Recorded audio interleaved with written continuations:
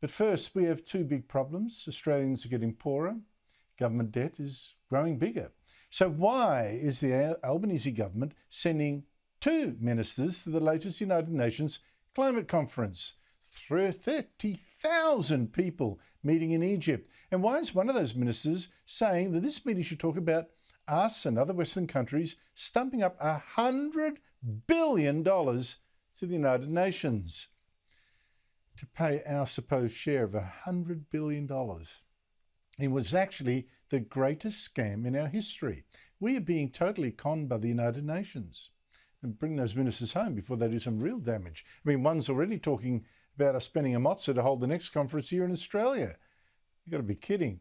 Well, this conference in Egypt opened yesterday with the usual scary propaganda video and a warning. We have got to cough up for the supposed damage that rich countries are causing poor ones with their global warming emissions.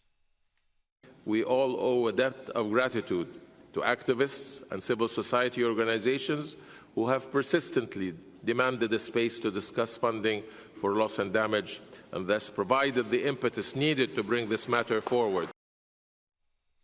And there was Pat Conroy, the Albanese government's Minister for the Pacific, saying, "Too right, that's exactly what we should talk about. Australia supports having constructive discussions at this conference on loss and damage finance."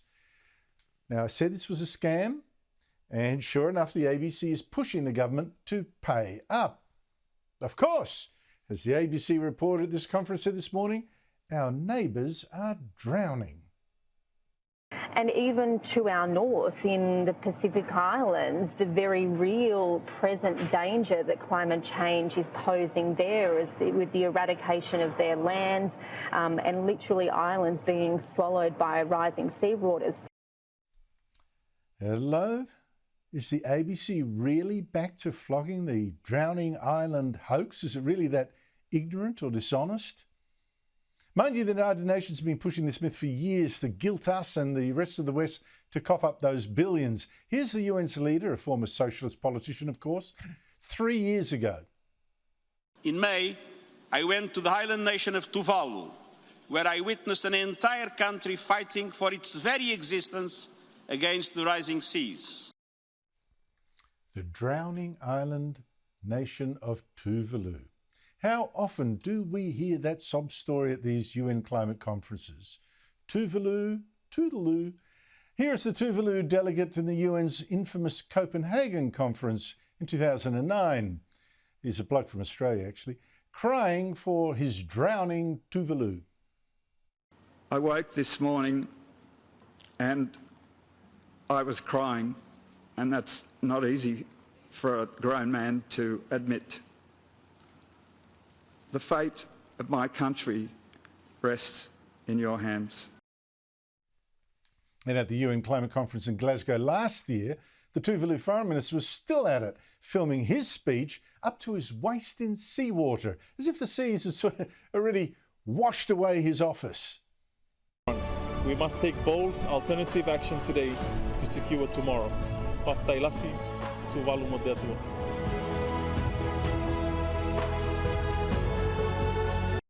The fact is, this $100 billion blackmail racket is based, in this case, on a clear lie. Even the ABC, after years of flogging this Tuvalu is drowning story, repeating it again today, was last year finally forced to admit that Tuvalu is actually growing. It said in the 4 decades to 2014, Tuvalu's total land area grew by 73 hectares, or 2.9% of the total land mass. And it's not just Tuvalu that's growing. Around the Pacific, Auckland University researchers looked at islands throughout the Pacific and found 43% had actually grown. Another 43% were stable in size. And the most recent study, just last year, of 221 atolls in both the Indian and the Pacific Ocean said that, well, actually from the start of this century, 2000, their total land area had grown by more than 61 square kilometres, or 6.1%.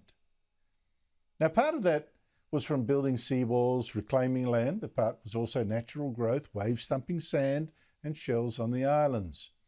So, Why do we have ABC journalists still flogging this drowning island story?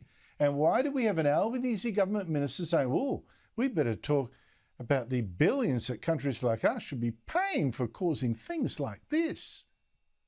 You know, it's no wonder every Pacific nation is red hot on global warming, cheering the Albanese government for treating it seriously, because for them, this is a cash cow. But what are we actually compensating them for exactly? Is it for the fact that thanks to the industrial and technological revolutions inspired by the West, the world has never grown more food?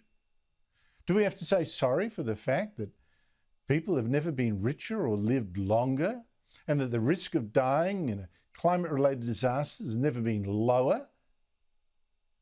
You know what's really going on, I'm sure. Global warming is not just the religion of the West's ruling class, it's also the latest excuse of our socialists who hate the capitalism that has produced this astonishing wealth. Just hear global warming messiah Greta Thunberg now. We are never going back to normal again, because normal was already a crisis. What we refer to as normal is an extreme system built on exploitation of people and planet. It is a system defined by colonialism, imperialism, oppression, and genocide by the so-called global north. You know, the funny thing about that is, of course, that the biggest emitter of global warming gases by far is actually communist China. Third biggest is India. But no one at this climate conference is asking China or India for compensation, just the West. It's a total scam. So bring back these Albanese ministers, or actually stop Chris Bowen from going over in the first place, before they do something stupid there with our money.